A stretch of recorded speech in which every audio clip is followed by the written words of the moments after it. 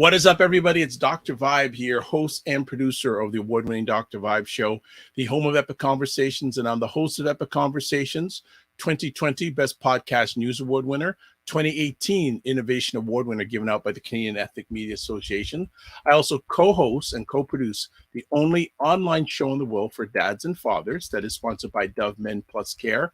And being part of that collaboration last year, I reached out and connected directly and indirectly to over 100,000 fathers around the world.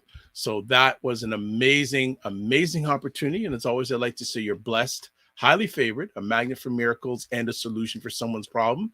And I also just want to say to everyone out there that it's still cold in Toronto.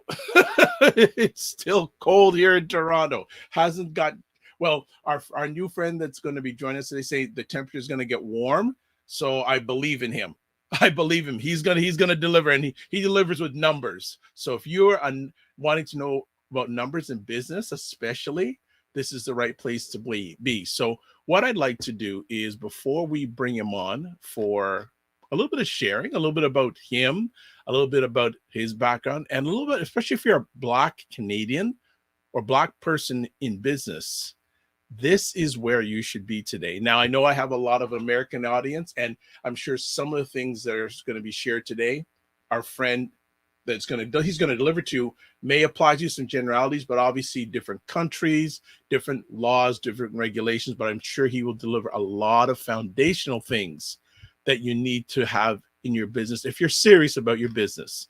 Our friend that's showing up today with us is Sean De Freitas. He's the founder and business owner of Zayick Management Services. He's passionate and enthusiastic about accounting and finance and holds a CPA designation. He works in this profession because he enjoys helping and supporting the people and the companies that he interacts with. He likes the industry and he likes to talk shop. He does, definitely. I'll talk a little bit about that in a moment.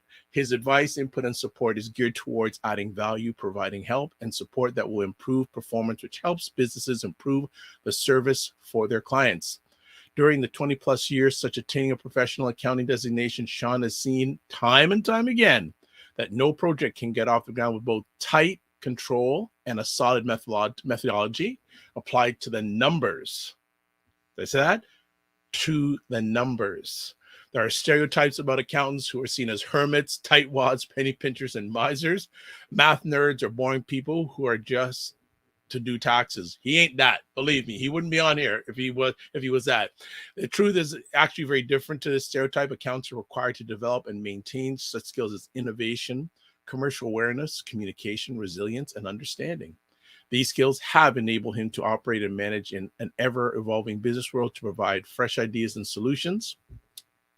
As he constantly communicates information in the most meaningful way possible, it's essential that he constantly assimilate new information and data, manage projects while delivering for existing clients and meeting new clients. I could go on a long time about Sean, but I will say that it has occurred to, I'll say this too, it's occurred to Sean that our individuals have the ability and the responsibility to participate in and support the development of the Black Canadian community. He is a committed participant in this process and is taking an active role in continual development of the Black Canadian community, as well as being an advisor who is working with the Canadian Black Chamber of Commerce and also working with a youth-focused not-for-profit organization. And he's a family man. He's a dad. Many times I'll call him if he's not with a client, he's with his family. So he's got his priorities in the right place, in my opinion. So let's bring on, for the first time, but hopefully not the last time, Sean De Freitas. What is going on, Sean? How are you?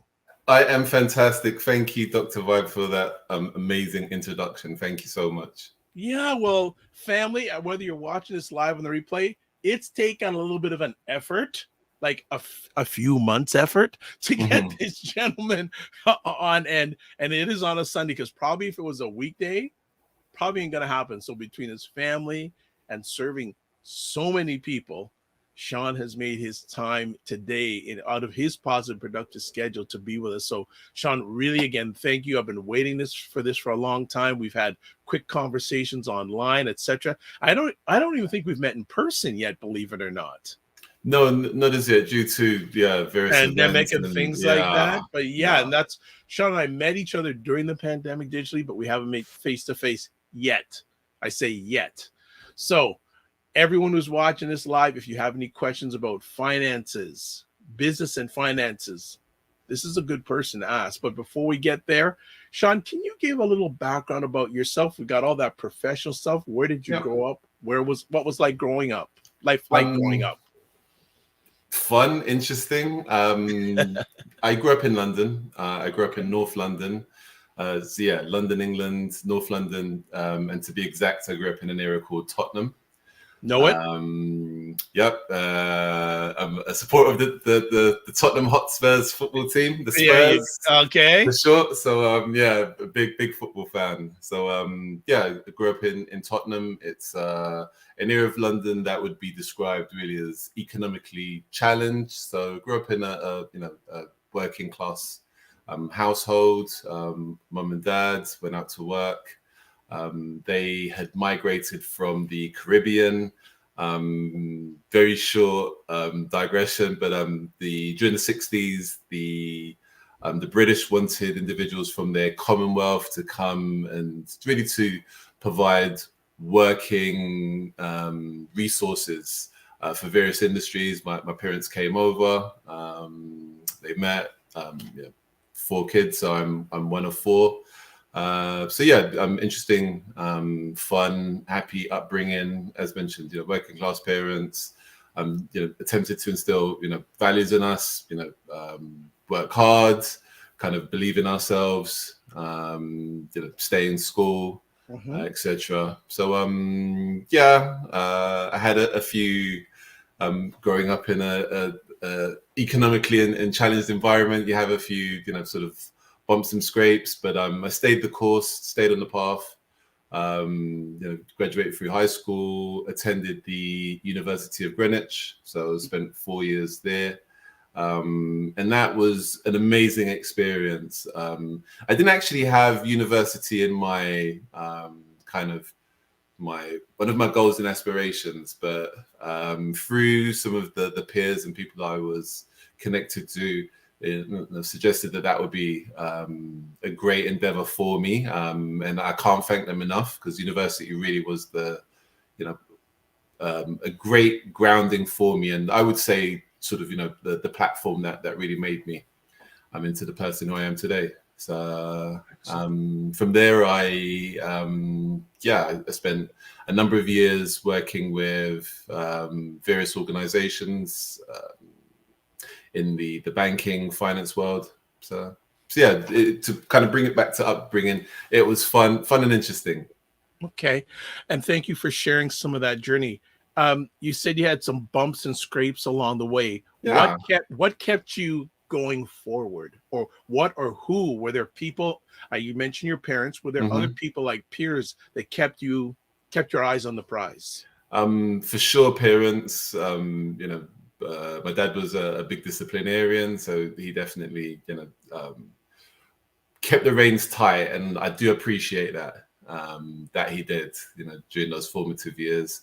I also had a cousin. Her name's Tracy, and she, again, took me under her wing at that, kind of 13, 14, 15, just when you need that sort of, adult figure in your life, someone who you do kind of look up to, whose opinion you're going to value and respect.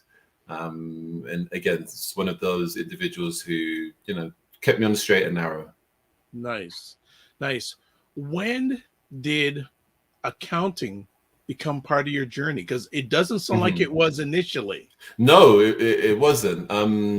I was always sort of interested in, Jim kind of towards 15, 16, 17 was interested in business studies and, management, and really what it was like to manage and control a business. So I took a course at college, a technical course, and one of the majors in that course was accounting and finance. And the mechanics of accounting and finance, the debits, the credits, the P&L, the balance sheet. It just really just came to me. It just came to me quite easily, and I really, I got a lot of enjoyment out of it, out of the analysis, putting it all together, and analysis and telling that story. And really, accounting is at the fulcrum, it's at the central point of business. So, you see all facets or elements of the business from the financials. So, yeah, it really I gravitated towards it, and it resonated a great deal with me. Nice. So I'm sure it took a lot of work and study. For sure. To do that. And what did it feel like when you finally graduated from all those days, years of hard work? Do you remember graduating and saying, yeah, yes? I do. I remember it very, very well. Almost like it was yesterday. It was a great feeling. Great feeling of pride. A great accomplishment that, after 4 years of study, I had attained this certification, and felt rewarded for that work and effort I put in. So believe you me, I attended my graduation with a great deal of pride and euphoria. Nice. And a little tinge of sadness as well, because I lost my dad in the year that I graduated. So my condolences. Thank you. So pride, euphoria, but yeah, also him not being part of that was If it's comfortable for you to comment on this, Mm-hmm. what characteristics or traits of your father's do you still aspire to or live by day to day? Definitely hard work, working hard, the realization that you don't get anything without work.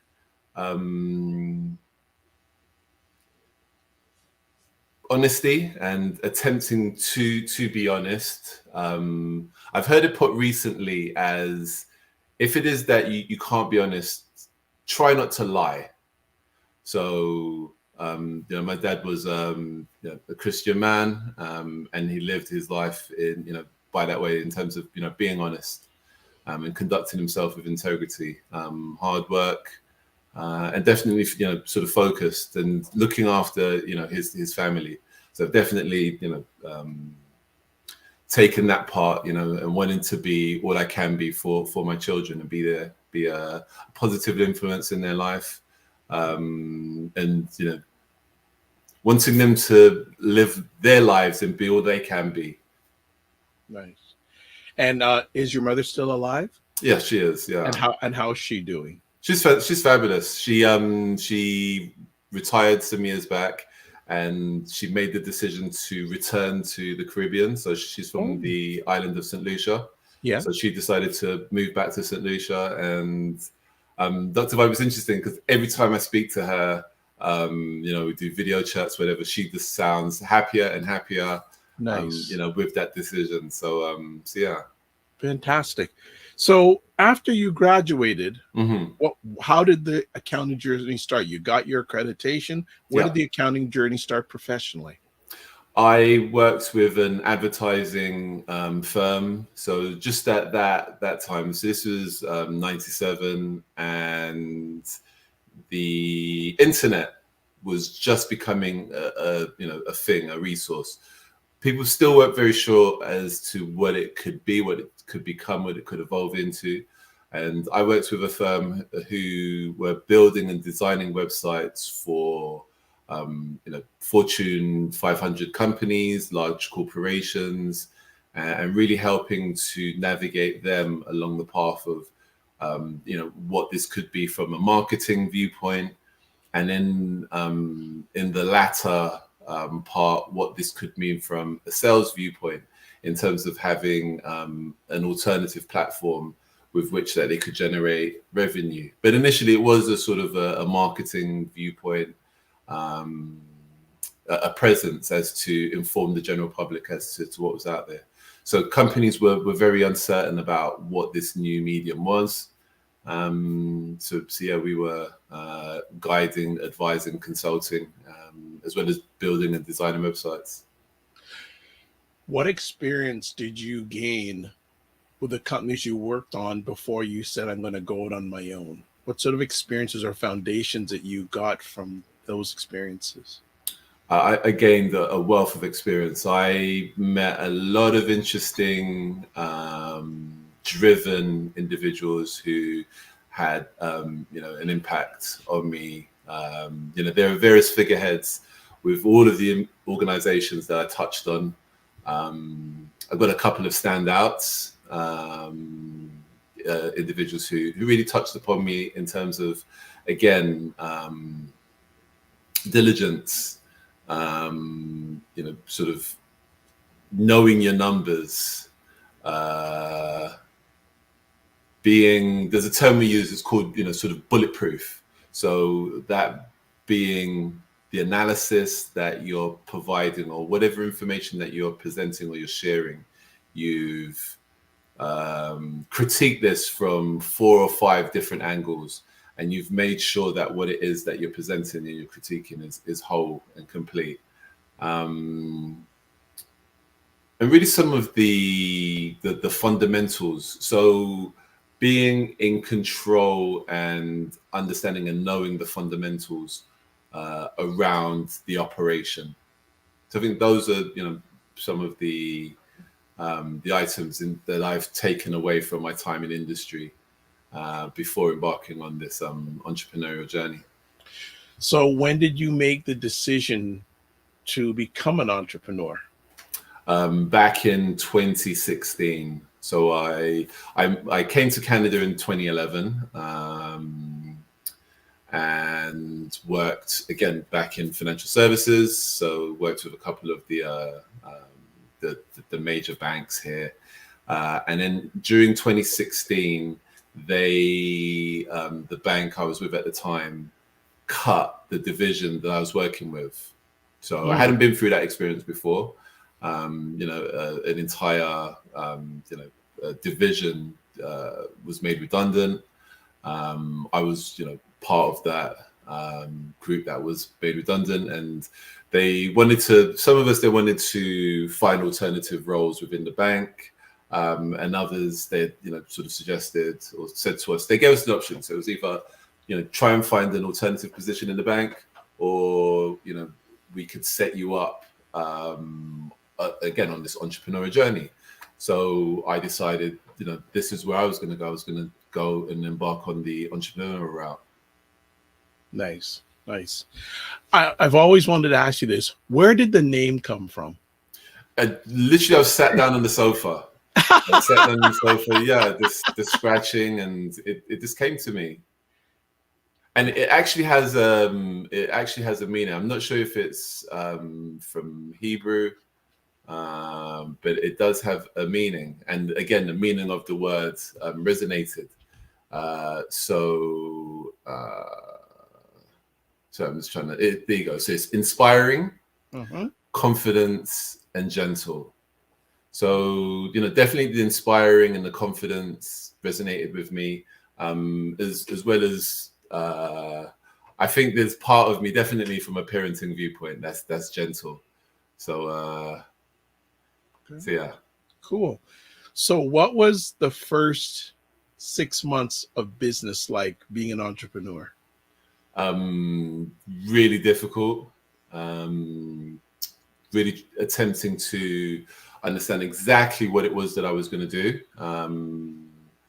So where I begun is not where I am now. Okay. My kids were in a tutoring environment, and I took a stake within a tutoring venture.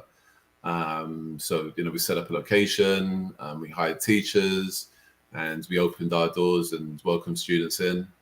And I embarked on that for about 18 months. It was interesting, managing the day-to-day operations, but I didn't sort of feel challenged, or I would say satisfied within the venture. So I decided I was gonna, step back and move on. So I've sort of handed that over. And then this is where the accounting, finance, and business consulting agency was birthed. So this was late 2019. Mm-hmm. So begun to cold call and make connections with small enterprises, seeing what bookkeeping work I could do for them, what accounting work I could do for these individuals. And then March, April 2020 happened. Yeah. So, yeah. How did that impact you? Tremendously initially. So, kind of grappling, what is this? What's going on? What's going to happen? And then the whole migration to the in-person to doing everything online. And I was able to network, and I made a few really solid connections early on, which I'm very, very, very grateful for. So one of the connections was Doug. So I met Doug back in May of 2020. Him and a few others who were really instrumental in connecting me to a wider entrepreneurial network. And then from there, I was able to really sort of cut my teeth, as it were, provide some services, and begin to make some inroads. So for people who are going, who's Doug? Who's Doug? That's Doug Minter, part of the Canadian Black Chamber of Commerce, and who's helped many people, individuals like Sean and myself, grow in a right direction. And we appreciate him very, very much. When there's so many ways I could go now. Okay, compare your mindset now to when you started on your own. How much have you changed? Oh, tremendously. I've changed tremendously in terms of, but I would say the biggest change is belief in myself and my capabilities. So, initially there was some trepidation, can I really do this? Would it be safer just to, look for another role within another financial services organization? I know that it's an environment that's known to me, and I'm really embarking on this kind of unknown journey, unknown quantity. I don't know how this is going to turn out. What do I do if this happens? But I'm just really looking towards that sign of that side of positivity and confidence in, I definitely have the capabilities. I have the skill set. I know what I'm talking about. And just my own self-confidence and gravitas. Okay. I always like to find out in the entrepreneur journey, what was your first big win as an entrepreneur? My first big win.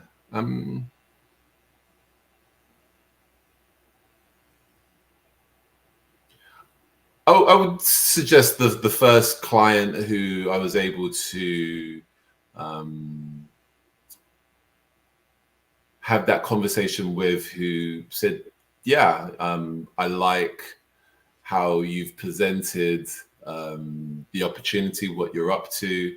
I've got confidence that you'll be able to fulfill and provide a service that I need to be fulfilled.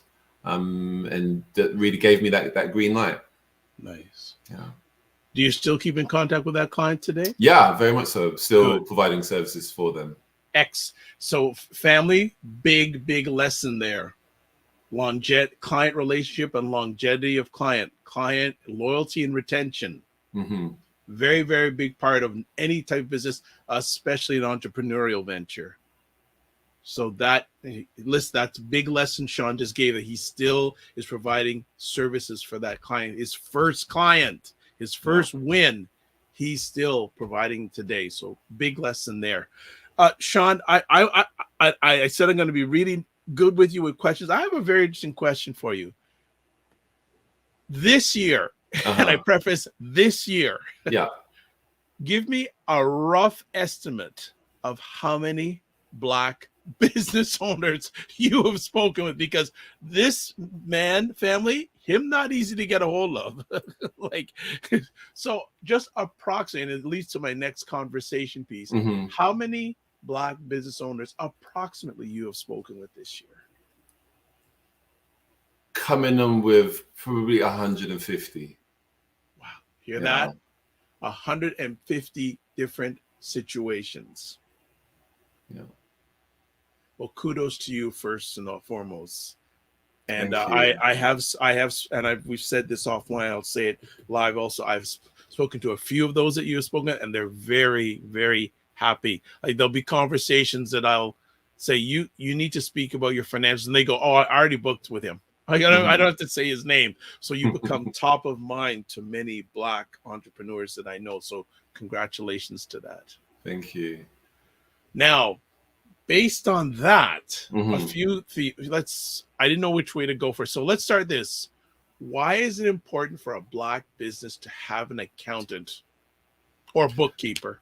It's fundamental. So as an entrepreneur, as a business venture, there's going to be a number of functions that you need to have fulfilled. And unless you've got a deep understanding and deep knowledge within accounting and finance, you want to bring experts in who can handle particular functions and expertise.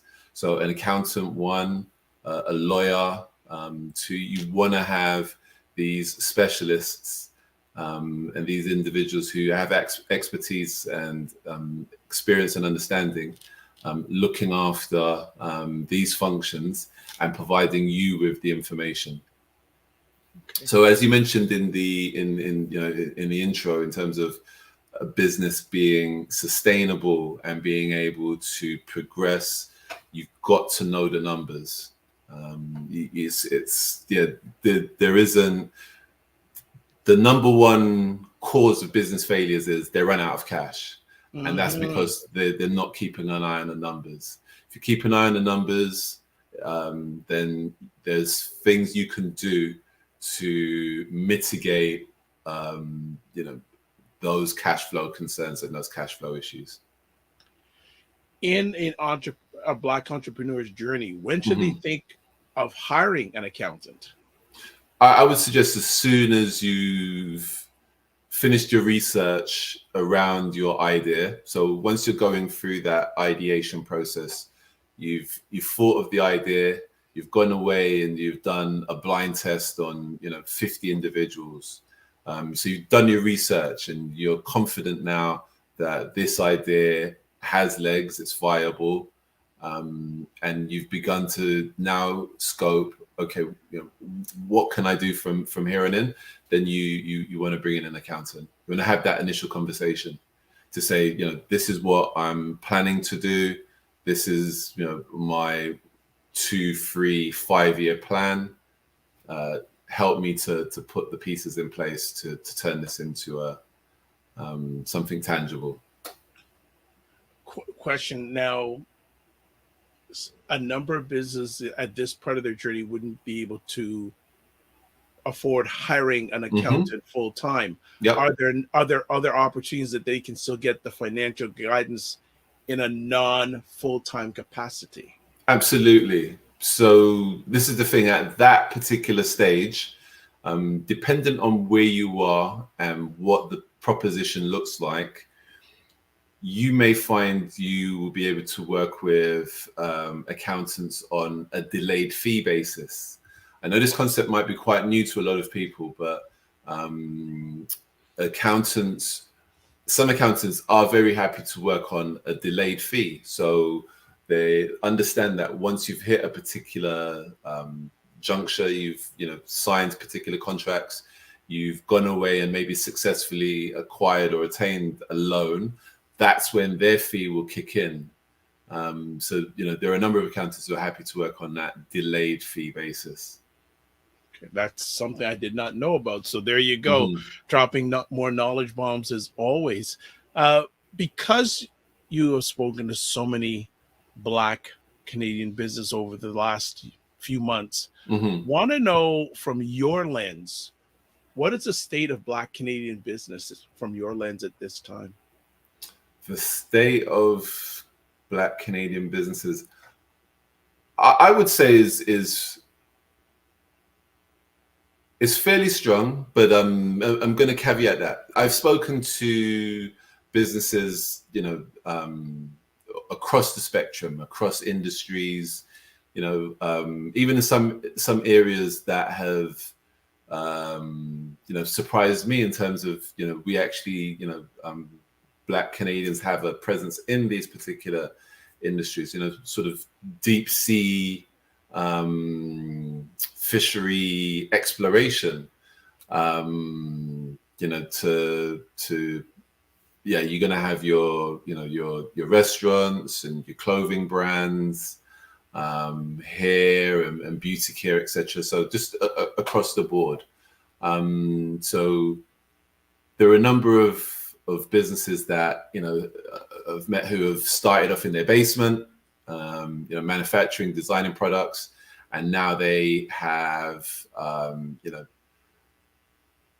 tens of thousands of square feet of, manufacturing space. So there's a lot of successes out there, and I would say the state, the overall state of Black Canadian businesses is strong. Obviously, yes, there's room for improvement. I'm working with an organization now which is attempting to collect and gather a lot of data, because we're all aware that it's a challenge for Black businesses to be funded correctly, appropriately. But we need more data now that we can take out and take back to the various authorities so that we can drive change. But when it comes to the state and the health, it's strong, and yeah, we just got to keep working, keep pushing. But there are a few out there, and they're profitable, and they're doing well, and they're breaking barriers. Good to hear. Good to hear. Want to have another conversation point with you about the whole area. Over the last years, there's been a Mhm. lot of talk about grants, grants, grants, Yeah. loans, loans, loans, especially when it comes to Black entrepreneurs. Can you Mhm. give us your thoughts on that and take as much time as you'd like and share with our family Yeah. here? No, happy to. So, yes, there has been a lot of talk about grants and loans. The government of Canada have set up funds. There's the Black Opportunity Fund, and there's various grants that have been provided by federal government, and through the various provincial governments. Um, but there is, we within the Black community and businesses have to have some trepidation when it comes to financing and funding businesses. So those operations who are for profit, and they're trying to sell some goods or services, you're going to gather the various components and then add a profit on top, and then wanting to sell those those products or services for greater cost than what it's cost you to produce. Grants aren't particularly going to be appropriate for you. So this is one of the things where we look and we speak about grants, we speak about loans. You got to look at what's appropriate for you, for your business. You got to also as well consider the longevity and again that appropriateness for you to sustain and to remain sustainable Mhm. over the medium and longer term.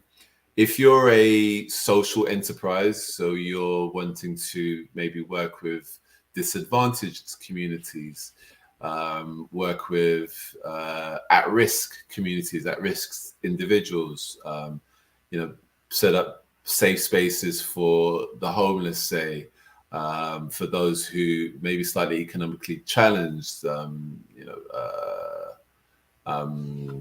food banks, those types of operations, those sorts of endeavors lend themselves well to grants. But again, how sustainable into the medium and long term will this grant financing be? So there needs to be, in my opinion, the mindset behind what's sustainable for my enterprise, what's sustainable for our organization, and then couple that with the grant funding. Or if it is that you're looking for a loan, again, what are you going to do with this loan? Are you going to go and purchase a building, purchase some machinery? What are you doing with the loan? If it's that you want to get this loan so that you can go and spend that money on marketing or hiring additional member of staff, you have to be very mindful again about when the increase in revenues from hiring those individuals or from that marketing campaign is going to come in, because you need to be mindful around you being able to sustain, to be able to pay back, and to keep the business going. Lots of stuff, Sean. Lots of stuff going down. What are some of the Actually, I'll do this direction. Can you give me a success story that you have been involved with when it comes to a Black Canadian business? Yeah. A couple over the last few years, and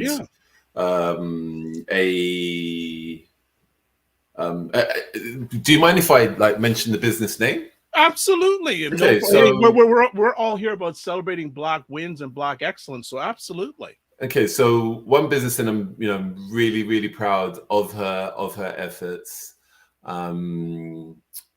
She her name's Opal. She runs a business called Stush Patties. Patties, yes. Yep. They sell Jamaican patties. She makes them from scratch. Amazing ingredients, amazing flavor. And really from someone who's never made a patty before in her life, going away and kind of learning the process, finding the machinery, the patty cutter, kind of working on different flavor combinations, the mix, and taking it from zero to where she's gone to now. Huge success. And yeah, I've got a lot of time for Opal and do anything and everything I can to help and support her. And yeah, she's gone from strength to strength. I want to ask, what from your lens has made her so successful? Because you've seen the transformation. Yeah. What are some of those key things that have made her successful? And the reason why I'm asking, I want other people to hear this. Yeah. For them to learn and maybe emulate. I would say first and foremost, perseverance, that willingness to not give up. Again, she started this during, COVID, during a time where we were told you can't come out your house, you can't do this. So, she's really grown the business throughout that period of time. So perseverance and hard work, because you've got to put the hours in. There's just no two ways about it. It's not, success isn't going to be attained through a 6, 8, or sometimes even 10-hour days. Sometimes you're going to be putting in 12, 14-hour days. There's no getting away from that. You got to put in the elbow work, the elbow grease, as it were. Yeah, you got to roll those sleeves up and do the work. Any other successes you want to mention?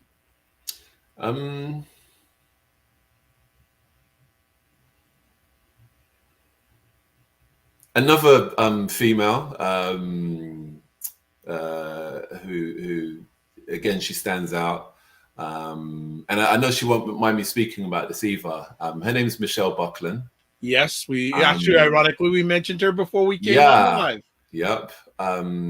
She's somebody who has a disability, and she's taking her disability, and she hasn't let that hinder her in any way, shape, or form. And she puts components in place to aid her to where she may struggle or may need that extra assistance. She's put that in place for her, and she's gone out and she's serving the community. So her business is focused towards those who have be it hearing difficulties, visually impaired, so that they can participate within society, within our digital community.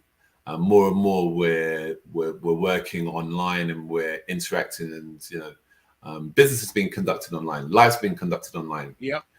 Courses, learning, and I think that those of us who are kind of able-bodied and in full capacity of visually and from an auditory viewpoint, sometimes take certain things for granted, that we can see the red banner you've got on the screen. We can see through that clearly. If you're colorblind, perhaps you're not going to be able to partake in certain things. So her, and this again, her tenacity, her hard work, and her overcoming her own disability to really thrive. When you have the opportunity to meet Black Canadian businesses for the first time, what are some of the common challenges you hear about? That's an interesting question. Some of the common ones, it tends to come down to funding, and access to, again, appropriate forms of funding, because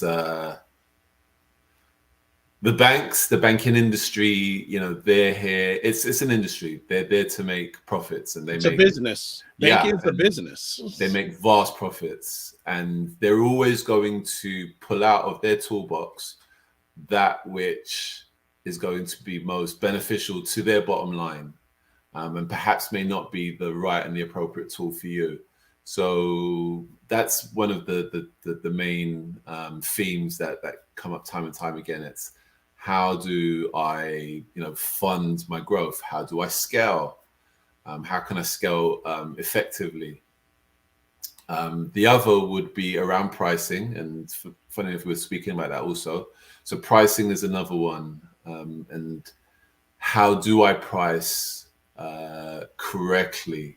So I find sometimes businesses, they want to kind of be the lowest priced offering on the market, and I tell everybody that's the last strategy you want. You do not want to go down that route of being the dollar store or the Dollar Tree, or you don't want to be that business, because you've got nowhere else to go. If you're the lowest price offering, you've got nowhere else to go. You want to think and consider about the value that you're bringing to that client, to that customer, the quality of the product, the quality of service. So focus there, and price yourself accordingly. Yeah, I again, Sean and I were talking about just before we went on live, about the whole area of pricing, and it's a challenge to a lot of entrepreneurs. Pricing and negotiation is a big challenge for a lot of them. Let me ask you, in regards to the whole area of, what percentage of entrepreneurs do you speak with on their friends? Yes, they want the money, but they know how to manage it to their business's resources? Because I think, I'll give you money, but if you don't know how to manage it and appropriate to your resources of your business, that's not a good thing. Not at all. It's not. So if I kind of shed some light on the types of business, I'd sort of break it down maybe into kind of three strands, as it were. You've got your simple business structures, who they're going anywhere from sort of zero to maybe $200,000 in terms of revenue. Again, dependent on the industry they're in and how long they've been in business. So those individuals, I would say, probably 70% of them have challenges around. That would be one of their main challenges from a operational viewpoint, is cash flow management, analysis of their income statement, profit and loss statement, and things concerned around that. Then you've got your, what I would term maybe mid-sized businesses that have anywhere from, say, 2 employees to 10. And where they need help and support is to become more efficient, and maintaining compliance. And the third would be to help them scale. So, and then the third type of enterprise would be, those who, again, 10 or 15 employees plus, a little more complex. But I would say that the type of help and their support are very different to the first two that I've described. So, again, so being able to look at their P&L to initially to forecast. So how have we planned the next 2 years of business? What are we going to do through 2023 on a month-by-month basis? How are we going to approach 24? Again, from a month-by-month basis. What are the sales that we're attempting to generate? Where will that income come from? Who will our clients be? What type of services and products are we going to provide for them? And then combining that with our operational base. What does our operational base look like for us to provide and be the best that we can be, whilst, again, trying to drive and increase those particular revenues? How can we eke out efficiencies and do what we're doing better? Increase our supplier base, talk to different suppliers. What other entities can we collaborate with and work with that will support that? We've got similar values, we've got similar goals, and that we can really support each other, again, to grow. Like it. With how much, what percentage of your role with companies is education? That is a really, really great question.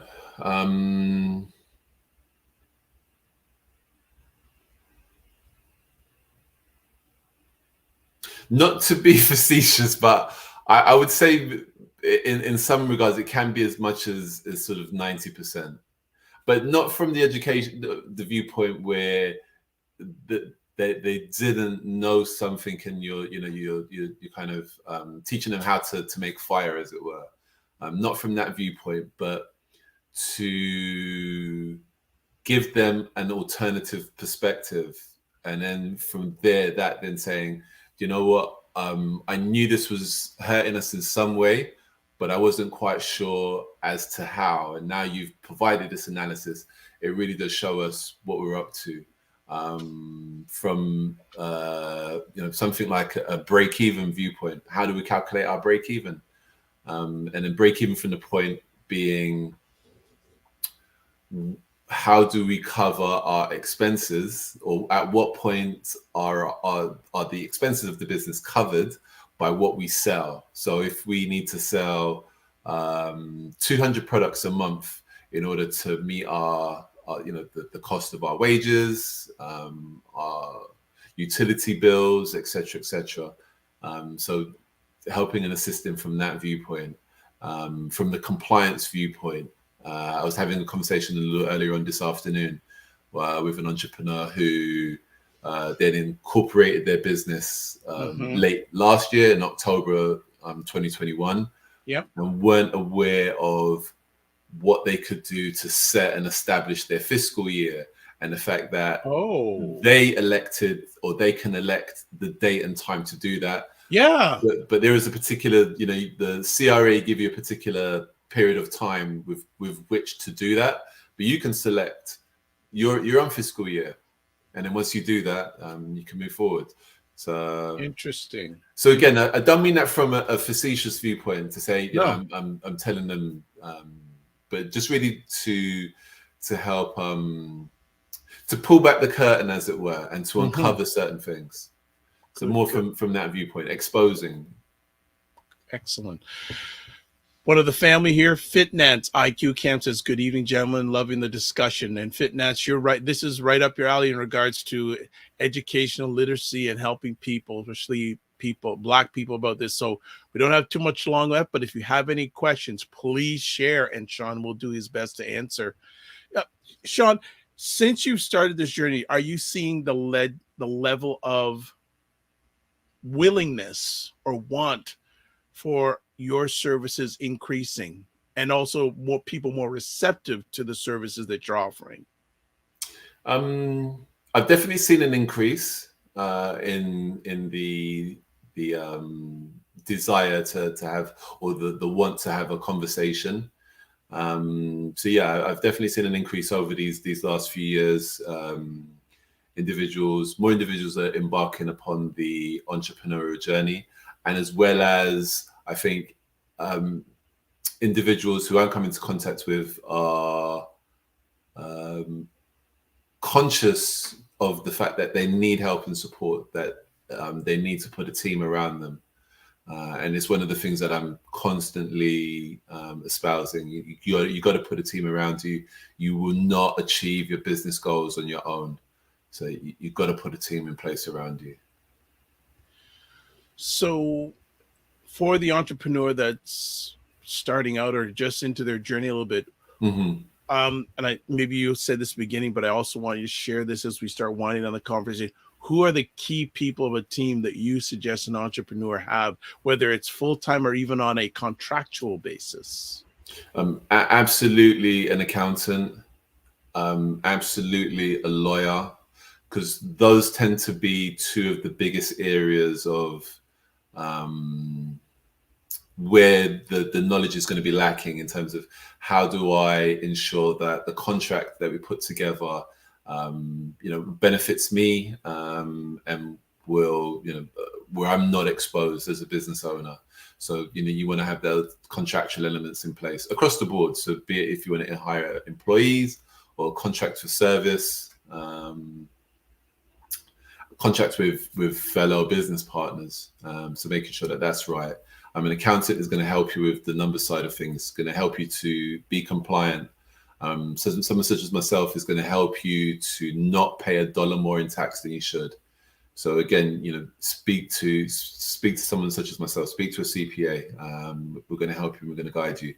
I think one of the other things that tend to be, I wouldn't say tend to be overlooked, but one of the things that can be overlooked is the power of marketing, and wanting to do that correctly, because marketing is the gateway to sales. It's kind of what that promotion and publicity piece that creates the awareness, that creates the buzz around what you're doing, and will also put you in the shop window, in the right shop windows.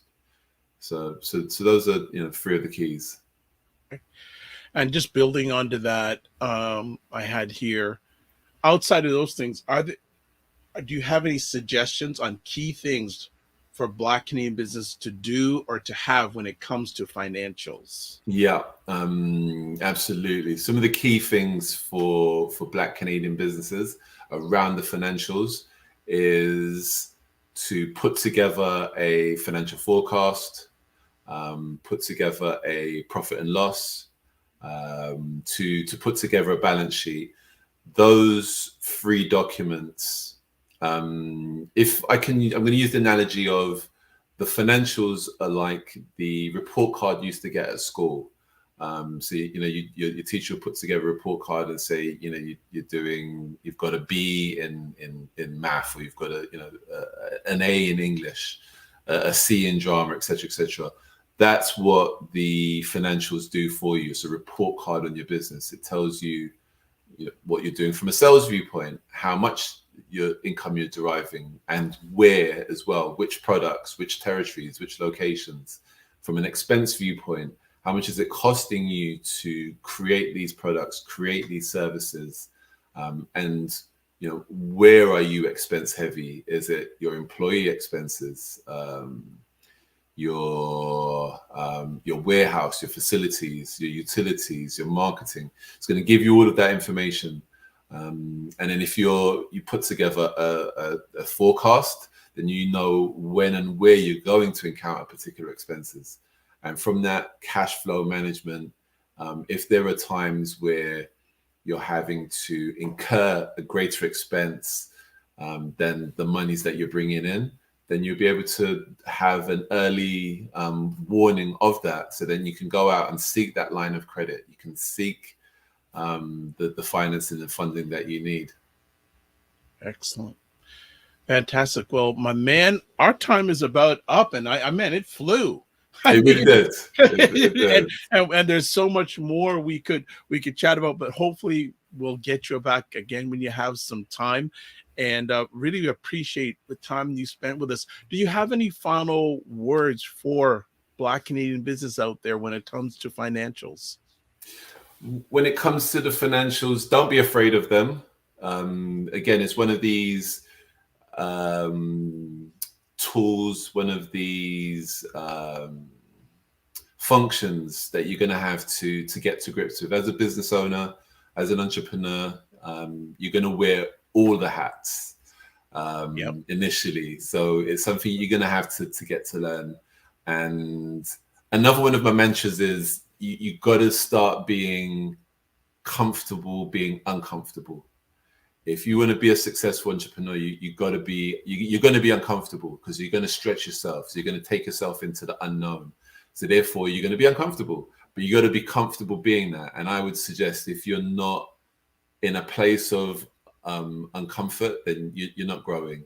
So don't be afraid of the financials. Seek out a CPA.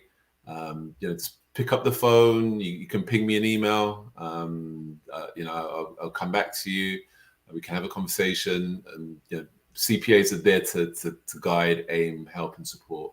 And the financials are, I can't stress this enough. It's one of the key components for business success. If you've got a good handle on your numbers, then the likelihood, there's a much more stronger likelihood that your business is going to be successful and is going to grow. Wonderful. One final conversation piece. How do you keep up, Sean? How do you keep up? Like, I'm always this 150 you talk to. How do you keep up? It's a challenge. Yeah, I would hope so. I would hope so. Yeah, it is a challenge. I like to keep a list of Excel spreadsheets. Yes. I jot a lot of things down. I'm kind of old school as well. I've got my pad. There you go. So I make great use of that. So I've got that out every day. I got my pads too. Yeah. There you go. I have that, moment of sort of reflection. So I'll take some time out, typically at the start of the week. So, sort of early on Sunday, I'll take some time out to do some planning for the week ahead. So, yeah. So a lot of time, patience, work. Good. Those are some of the things. Well, fantastic. Well, I like to say continued success personally, family-wise, and professionally. Thank you for what you've done past, present, and future. Looking forward. I always get inspired when I hear other people saying, yeah, Sean, he's great. Or they just mention your name and say, yeah, go to him. Like I have in some of the circles, other entrepreneurs are telling other entrepreneurs about you. So that's a good thing. And I want to say thank you for everything you have, are, and will be doing to help out Black Canadians. And I'm speaking Blacks around the world when it comes to financials, because that's part of success for the Black environment. Thank you, Dr. Vibe. I really, really appreciate you having me on. It's been amazing. Yeah, the time's flown by. Yes. But yeah, no, thank you. I've really enjoyed being here and speaking and sharing my thoughts and opinions. Well, look, you have a place here anytime you want to come back on. You're more than welcome to, but I'll have a thing. I'll probably ask you back because you got too many people. The last person you'll think about is, I don't got time to come by on this guy's show. But thanks again for everything you do and appreciate you. You're welcome. Thank you. Take care. You too. All right, family. Great breakdown there about financials and the importance. And I'm just leaving it up for a moment here. There's Sean's contact information for you. So please, even if a question, 15 minutes of his time will give you great breakthrough It will give you great breakthrough. It has for me. So just sharing that. So want to thank everyone who watches live on the replay. So a few things we want to close out here. You can watch replays of Black Canada Talking at the Dr. Vibe Show on YouTube, Facebook, and LinkedIn. You can also go to my website, thedrvibeshow.com, to catch the replays. If you want to catch me throughout the week, well, you caught me one time here, Sunday afternoons, 5 p.m. Eastern Time, Black Canada Talking. Monday and Friday mornings at 9 a.m., co-host and co-produce The Morning Vibe with Ryan Knight, who is the executive director of the Afro-Caribbean Business Network. And then on Saturday evenings at 9 p.m. Eastern Time, I host State of Things with Aisha, Jill, and Lala, where they give their thoughts and perspectives on American political and social stuff going on. Now, I just want to encourage, if you're not following me, wherever you're watching this, follow me and also put on the notification. Follow is great, but also notifications. So when I'm going live, you get notified, and you can't say, "Oh, I wish I would have caught that conversation live." You get notified. And also, especially on YouTube, I'm about 35 subscribers away from 1,000 followers on my YouTube channel. So if you haven't, and if you're up to it, I'd love you to follow me on YouTube. If not, no problem. Just watch and hope that we can get you some clarity. So this is how we're going to end off today. Live your life as a dream. If you can dream it, you can make it. Sometimes you have to get small to get stronger. Block assumptions and aim bigger, aim better, aim higher, aim wider. Love, faith, and respect. Remember to give yourselves grace, and don't just manage your time, manage your energy. And next Sunday, Black Canada Roundtable with scheduled guests, Elle Jones, who just has put out a book, Cesar Nadima Musa, who has first chapter in a book about child welfare services that he showed the last time he was on the show. So if you go to my website or YouTube or Facebook or LinkedIn, the Black Canada Talking episode from last Sunday, Elle Jones and Cesar were on. They dropped some serious knowledge bombs about a lot of things, but also mentioned about their books. Love you to pick them up. All right. So God bless. Peace. Well, keep the faith. Walk good. Bye-bye. See you next week, or see you throughout the week.